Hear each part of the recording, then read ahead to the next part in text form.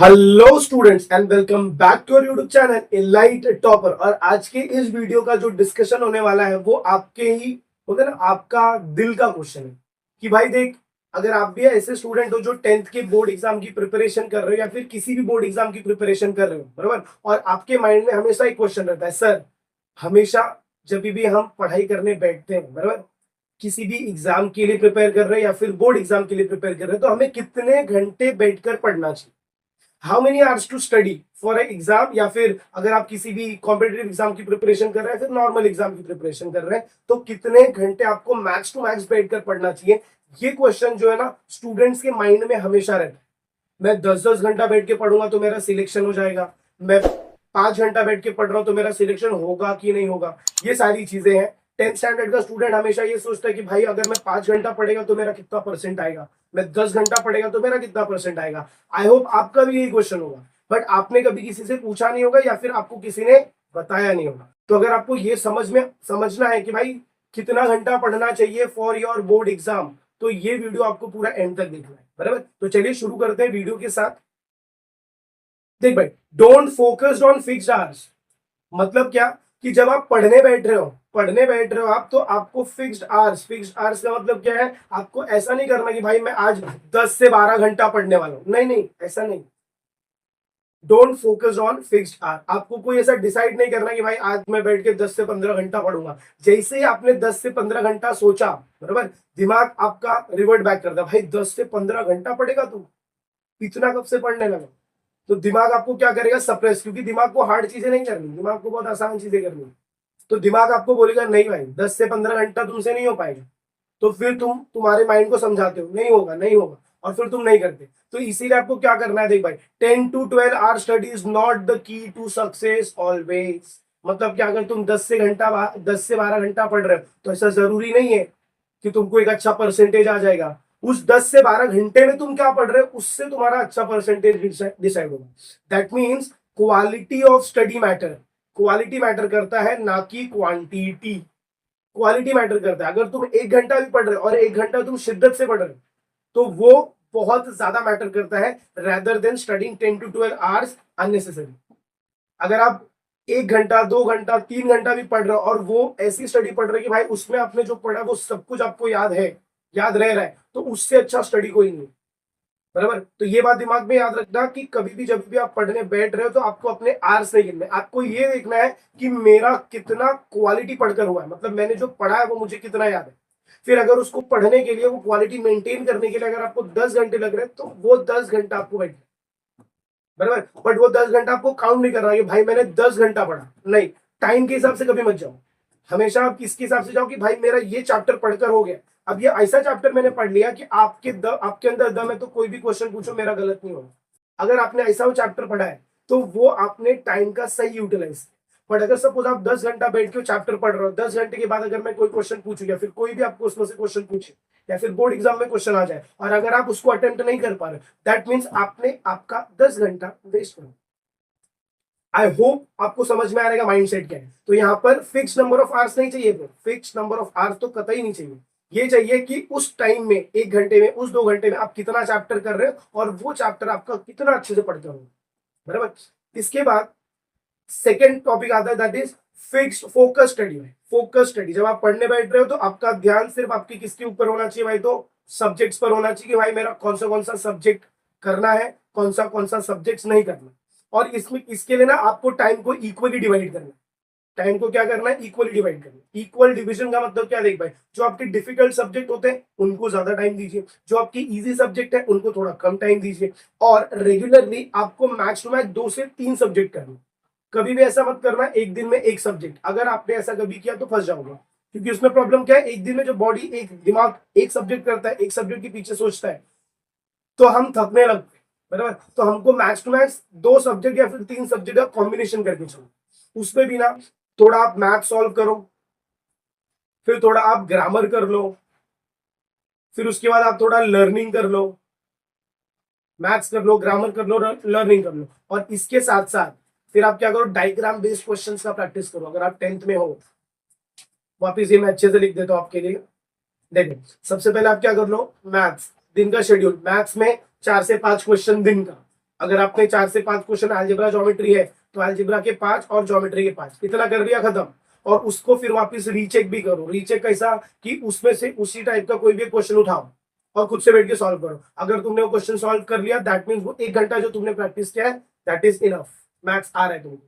फिर इसी के साथ साथ इंग्लिश ग्रामर कर लो या फिर इंग्लिश का राइटिंग स्किल कर लो। फिर इसके साथ साथ एक लर्निंग का सब्जेक्ट उठाओ, या तो हिस्ट्री या तो ज्योग्राफी या तो साइंस 1 या तो साइंस 2। फिर उसके साथ साथ आपको ये भी पता है कि भाई ज्योग्राफी के मैप इंपॉर्टेंट है, तो थोड़ा सा टाइम जब मिल रहा है तो दिमाग जब थक रहा है तो मैप प्रैक्टिस करो, क्योंकि मैप में मजा आता है। दिमाग और थक रहा है तो डायग्राम बनाओ, क्योंकि बहुत लोगों को डायग्राम डायग्राम में मजा आता है। साइंस क्योंकि कोई भी डायग्राम उठाओ या फिर डायग्राम देख लो सारे कि कौन से डायग्राम एग्जाम में पूछे जा रहे हैं। तो ऐसे करके आपको क्या करना है, फोकस स्टडी करना है। और 1 घंटे का फोकस स्टडी करना है, उसके साथ साथ 10 से 15 मिनट का ब्रेक। अब ये जो ब्रेक है ना ये बहुत ज्यादा इंपॉर्टेंट है। क्यों इंपॉर्टेंट है देख भाई, ह्यूमन माइंड जो होता है इसका जो फोकसिंग करने का कैपेसिटी दैट इज 45 मिनट्स। हम किसी भी चीज पे मोस्टली 45 टू 50 मिनट्स ही फोकस कर सकते हैं। उसके बाद हमारा फोकस लूज होने लगता, मतलब क्या, उसके बाद हमको कोई दूसरी चीज चाहिए। बट आजकल because of reels, YouTube shorts, हमारा जो माइंड कैपेसिटी था ये हो गया खाली, बोलते ना 30 सेकेंड का हो चुका है। मतलब हर 30 सेकेंड में मुझे कुछ नई चीजें चाहिए, बराबर। तो इसके लिए आपको सिर्फ क्या करना है, आपको आपके माइंड को बोलना है भाई 1 घंटा। चलो 1 घंटा नहीं हो रहा है, माइंड को बोलना है आधा घंटा।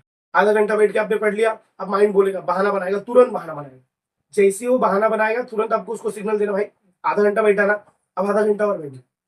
ऐसा करके 1 घंटा आप बैठ जाओगे। 1 घंटे के बाद सीधा आपको बोलना है, माइंड को सीधा बोलना है, भाई 1 घंटे के बाद ब्रेक लेंगे। पक्का उसको ये नहीं बोलना है मैं 1 घंटा पढ़ रहा हूँ, नहीं नहीं नहीं नहीं, तुरंत वो बोलेगा भाई नहीं पढ़ना है। जैसे ही आपने उसको बोला कि भाई पूरा 1 घंटा पढ़ना है, वो नहीं, आपको ये बोलना है भाई 1 घंटे के बाद ब्रेक लेंगे। 1 घंटे के बाद अपन ये करेंगे, बट 1 घंटा पहले अच्छे से पढ़ना है। तो 1 घंटा जब आप बैठ के पढ़ोगे ना तो आपका माइंड आपके साथ रहेगा। माइंड को क्या लग रहा है, 1 घंटा ये पढ़ेगा उसके बाद ब्रेक मिलने वाला है। तो माइंड सिर्फ ब्रेक के ऊपर ध्यान दे रहा है, वो 1 घंटा पढ़ने पे ध्यान नहीं दे रहा है, बराबर। मतलब आपका माइंड सिर्फ वो 1 घंटे में आप जो जो भी काम कर रहे हो उसके साथ रहेगा, आपके साथ रहेगा, इस लालच में कि आपको 10 से 15 मिनट का ब्रेक मिले, बराबर। और जैसे आपको ये ब्रेक मिलेगा, ये ब्रेक को आपको यूटिलाइज करना है किसके लिए, वो भी मैं बता देता हूँ। देखो जब आप पढ़ने बैठते हो तो उसमें ये ब्रेक जो है ना, ब्रेक ब्रेक नामक चीज, इसके अंदर आपको जो करना है वो करो। बस बस बस मोबाइल से दूर रहो, सोशल मीडिया से दूर रहो। अगर आप कोई गेम वगैरह ऑनलाइन खेलते हो, गेम्स जैसे पबजी वगैरह हो गया, उससे दूर रहो बस। बाकी आपको जो करना है आप वो कर सकते हो। म्यूजिक सुनो, बराबर, स्ट्रेचिंग करो, एक्सरसाइज करो, रनिंग कर लो, थोड़ा सा घर में ही कर लो, ऐसे सांस ले लो घर में। ये सब करने से क्या होगा, माइंड रिलैक्स होगा। और माइंड रिलैक्स होगा तो माइंड अगले 1 घंटे के लिए तैयार है। अब जैसे ही 10 से 15 मिनट का ब्रेक खत्म होगा, और याद रखना ये 10 से 15 मिनट आधा घंटा नहीं होना चाहिए। आधा घंटा हो रहा है तो आप अपने शेड्यूल से दूर जा रहे हो। शेड्यूल से याद है, मैंने टॉपर्स टाइम टेबल बनाकर यूट्यूब पर मेरे चैनल पर अपलोड कर दिया, लाइक टॉपर पर। अगर आपको शेड्यूल फॉलो करना है तो आप वहां से चेकआउट कर सकते हैं। तो 10 से 15 मिनट के बाद क्या होगा, दिमाग दिमाग जो आपका माइंड जो वापस बहाना बनाना शुरू करेगा, भाई अब नहीं पढ़ना। आपको उसको बोलना भाई 1 घंटा हो, 1 घंटा पढ़ ले, फिर वापस तेरे को ब्रेक मिलेगा। अब इस बार अपन बड़ा ब्रेक लेंगे, इसको ऐसा माइंड को बोलना है। और वो बोल के फिर आपको वापस 1 घंटे के लिए बैठ जाना है। तो ऐसे करके पार्ट बाय पार्ट में डिवाइड करके आपको स्टडी करना है। अगर आपने दिमाग को बोला भाई हमें आज 3 घंटा बैठ के पढ़ना है, मैं आपको चैलेंज लिख के देता हूँ, मैं आपको लिख के देता हूँ, चैलेंज करता हूँ, आधा घंटा आप मुश्किल से बैठेंगे। आधे घंटे के बाद आप किधर रहेंगे पता नहीं चलेगा। आधे घंटे के बाद आपका दिमाग उठ के बोलेगा भाई 3 घंटा मेरे से नहीं हो रहा है। बट अगर आप उसको छोटे पार्ट्स में डिवाइड करेंगे, 1 घंटे 1 घंटे 1 घंटे, तो आपका माइंड आपके साथ रहेगा और आपने यहाँ पर जो भी पढ़ा है वो सारी चीजें आपके माइंड में रहेंगी। इसके बाद जो टॉपिक आता है, हाँ, फाइंड योर प्रोडक्टिव आवर्स। अब प्रोडक्टिव आवर का मतलब क्या है भाई, ध्यान से सुनो। देखो प्रोडक्टिव आवर का मतलब क्या है कि मुझे ऐसे टाइम पर ज्यादा पढ़ना है जिस टाइम पर मेरा माइंड ज्यादा एक्टिव होता है। जैसे बहुत लोग ऐसे स्टूडेंट हैं मैंने देखा है जो लोग मॉर्निंग में पढ़ना पसंद करते हैं। उनको सुबह सुबह अगर आप 4 बजे भी उठा दो ना तो 4 बजे उठ के पढ़ेंगे। बट बहुत ऐसे बच्चे जो सुबह पढ़ना पसंद नहीं करते, वो दोपहर में पढ़ना पसंद करते, दैट इज आफ्टरनून। आफ्टरनून में उनका माइंड एकदम पूरा हाई लेवल ऑफ कॉन्सेंट्रेशन पे रहता है। जो बच्चे मॉर्निंग में पढ़ते हैं उनका मॉर्निंग में हाई लेवल ऑफ कॉन्सेंट्रेशन पे रहता है। और बहुत बच्चे इवनिंग में पढ़ना पसंद करते हैं। और जो बच्चे इवनिंग में, इवनिंग का मतलब क्या भाई, तो लेट नाइट, इवनिंग में बोल रहा हूँ तो इसको आप लेट नाइट भी पकड़ के चलो कि रात में नाइट स्टडी जिसको बोलते हैं, नाइट स्टडी करना पसंद करते हैं। तो आपके अकॉर्डिंग आपको ये चेक करना है कि आपका सूटेबल टाइम कौन सा है। अगर आपका मॉर्निंग का सूटेबल टाइम है, आपको मॉर्निंग में पढ़ना अच्छा लगता है, तो आप मॉर्निंग में जल्दी उठकर पढ़िए। क्यों? क्योंकि जब आप मॉर्निंग में जल्दी उठकर पढ़ेंगे तो आपका माइंड क्या करेगा, वो सारी चीजों को ग्रैब करेगा। और उठ के आपको सबसे पहले डिफिकल्ट सब्जेक्ट पढ़ना है। इजी तो कभी कभी मत पढ़ना, इजी तो आप एग्जाम के दिन पहले भी पढ़ लोगे, डिफिकल्ट सब्जेक्ट पहले। क्योंकि जब आप डिफिकल्ट सब्जेक्ट करोगे ना तो आपका माइंड खुश होगा, भाई ये भाई डिफिकल्ट सब्जेक्ट, ये मेरे को इतना हार्ड लगता था कि मेरे को इतना इजी लग रहा है, तो माइंड खुश होता है, फिर माइंड आगे की भी पढ़ाई करेगा। बट अगर आपने इजी सब्जेक्ट पहले पढ़ लिया, बराबर, तो अरे यार ये तो मेरे को आता है, ये भी आता है, ये भी आता है, फिर माइंड बोलेगा जब सब आता है तो बैठा तो चल उठ खेलने चलते हैं, बराबर। तो डिफिकल्ट सब्जेक्ट पहले। उसके बाद अगर आप आफ्टरनून में पढ़ने वाले हो, दोपहर के टाइम में, तो आप दोपहर का टाइम सूटेबल, बोला ना, जो आपको ऐसा लग रहा है कि भाई इस टाइम पे मेरा दिमाग बहुत काम करता है, इस टाइम पे मेरा बहुत एक्टिव माइंड रहता है, उस टाइम पर आप पढ़ो। This time is suitable and it is personal to everyone. आपका खुद का टाइम आपको पता होगा, बराबर। तो ऐसे करके आपको क्या करना है, आपका जो स्टडी का पैटर्न